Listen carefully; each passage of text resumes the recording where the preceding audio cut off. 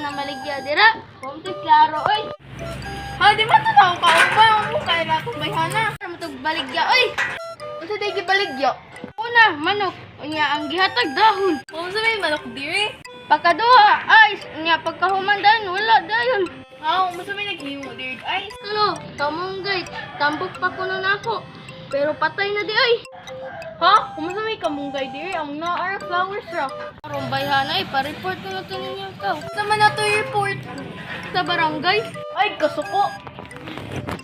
Damo, pwede ito na. Kamu na lang ba?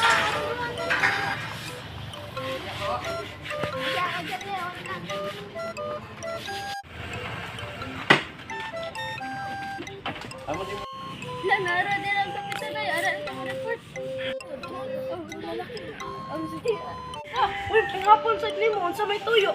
Pakita ba babay bakla? May larong ng maligya? Abo, asam siya na maligya. Bakit kapay? Ha? Kung sa pinatikong dito na babae na maligya dapin, kung sa may itsura. Pag niya na school uniform siya. Ha, katas ba itong babae na katong mamaligya na scammer? Ay, kato day ka patong mag-scammer sa online. Natultol ko sa ila. Katuon na. Sige.